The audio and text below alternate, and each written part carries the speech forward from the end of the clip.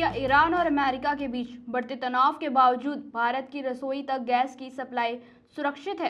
क्या 20,000 ton LPG लेकर आया एक जहाज करोड़ों भारतीयों के लिए राहत का संदेश बन गया? क्या भारत की कूटनीति, रणनीति और तैयारी ने ऊर्जा संकट को फिलहाल के लिए टाल दिया है? आइए संक्षेप में जानते हैं इस रिपोर्ट में। नमस्कार, मैं उजाला, आप देख रहे हैं सत्य सर्वोच्च न्यूज।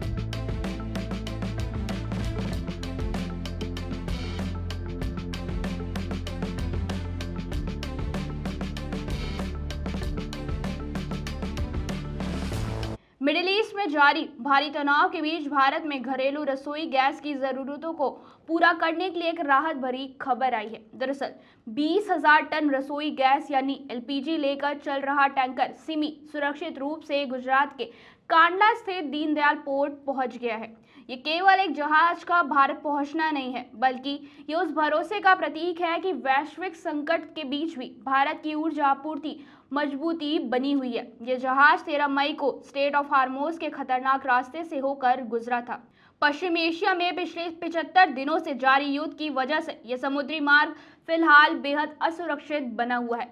इंडियन ऑयल कॉरपोरेशन द्वारा कतर के रास लफान टर्मिनल से खरीदे गए इस जहाज पर लगभग 20,000 टन लिक्विड प्रोपेन और ब्यूटेन यानी रसोई गैस लदा है। जहाज पर सवार सभी 21 विदेशी चालक दल के सदस्य पूरी तरह सुरक्षित हैं। अमेरिकी नाकेबंदी और ओमान की खाड़ी में ईरानी नौसेना के कड़े पहरे के बीच इस जहाज को सुरक्षित निकालने के लिए उन्नत रणनीतिक पैंतरेबाजी का सहारा लेना पड़ा। बुधवार को कॉम्बैट जोन से गुजरते समय जहाज के रडार की नजरों से बचने के लिए अपने automatic identification system AIS transponders को अस्थायी रूप से बंद कर दिया था।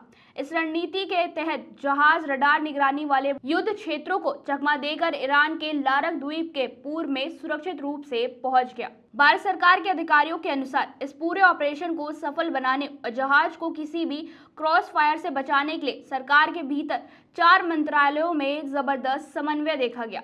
बंदरगाह, जहाजरानी और जलमार्ग मंत्रालय के अतिरिक्त सचिव मुकेश मंगल ने इसकी पुष्टि करते हुए कहा, डीजी शिपिंग, विदेश मंत्रालय, रक्षा मंत्रालय और पेट्रोलियम और प्राकृतिक गैस मंत्रालय के बीच 24 घंटे चले निर्बाध समन्वय के कारण ही इस जहाज का सुरक्षित मार्ग सुनिश्चित हो पाया है। बता दें, सिमी मार्च की शुरुआत से अब तक इस खतरनाक समुद्री बाधा को पार करने वाला 13वां जहाज है जो भारत पहुंचा है।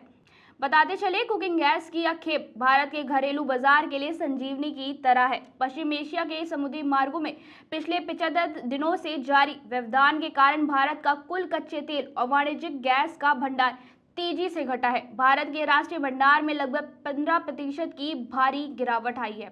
कमोडिटी एनालिटिक्स फर्म कैपलर के अनुसार युद्ध छिड़ने से पहले भारत के पास 10.7 करोड़ बैरल कच्चा तेल उपलब्ध था, जो अब घटकर 9.1 करोड़ बैरल रह गया। फिलहाल एक जहाज ने राहत जरूर दी है, लेकिन चुनौती अभी भी समाप्त नहीं हुई है। पश्चिम एशिया की स्थिति अब भी संवेदनशील बनी हुई है। आने वाले दिनों में हालात किस दिशा में जाएंगे, इस पर पूरी दुनिया की नजर रहेगी और भारत को लगातार सजग रहना होगा। अब एक सवाल, क्या ये राहत स्थायी है या आने वाले बड़े संकट से पहले की एक अस्थायी शांति? आपकी क्या राय है, हमें कमेंट करके जरूर बताएं। और ऐसी ही खबरों के लिए देखते रहिए सत्य सर्वोच्च न्यूज और चैनल को सब्सक्राइब करना ना भूलें। धन्यवाद। जय हिंद।